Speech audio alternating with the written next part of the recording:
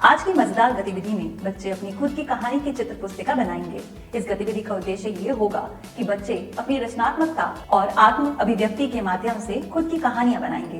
कहानी बुनना, सुनाना, अपने विचारों को चित्रों और शब्दों के माध्यम से व्यक्त करना भाषा विकास, रचनात्मकता और भावनात्मक विकास के लिए बेहद अच्छी गतिविधि है। आज की गतिविधि के लिए आपको कोई कहानी की चित्र पुस्तक, कागज, रंग, कागज जोड़ने के लिए गोंद, टेप या स्टेपलर चाहिए। आपको कहानियाँ पसंद है? हाँ। आपने कहानी की किताबें देखी है? कैसी होती है वो? उसमें रंग बिरंगी चित्र कहानी लिखी होती है। हाँ, जैसे इस कहानी की किताब में कहानी का नाम लिखा हुआ है। कहानी की किताब खोलकर देखते हैं और देखो कितने चित्र बने हुए हैं। चित्र देखकर ही समझ आ जाए कि कहानी में क्या हो रहा है। और देखो यहाँ पर शब्दों में कहानी लिखी है। तो चलो आज हम भी अपनी चित्र वाली कहानी बनाएंगे।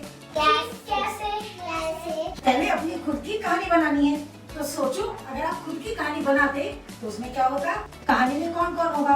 और अगर ऐसा नहीं करना है तो आप वो कहानी भी चुन सकते हो जो आपने पहले सुनी हुई हो।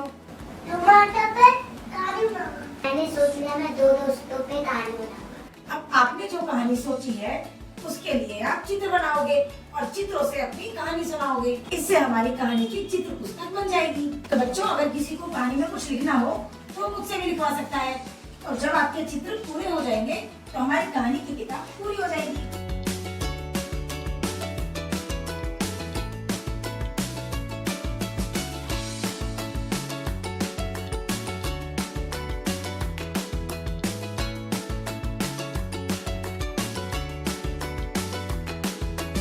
शाबाश बच्चों, आपने बहुत अच्छी किताबें बनाई हैं। तो चलो अब अपनी अपनी कहानी एक दूसरे को सुनाएंगे।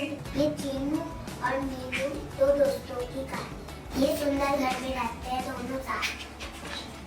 ये दोनों रोज बॉल से खेलने जाते हैं। गतिविधि को और मजेदार और चुनौतीपूर्ण बनाने के लिए आप बच्चों को अपनी कहानियों के लिए शीर्षक सोचने, पृष्ठ संख्या लिखने तथा अपनी कहानी की किताब अपने साथियों के साथ साझा करने के लिए प्रोत्साहित करें। हम फिर मिलेंगे एक नए खेल और एक नई वीडियो के साथ। धन्यवाद।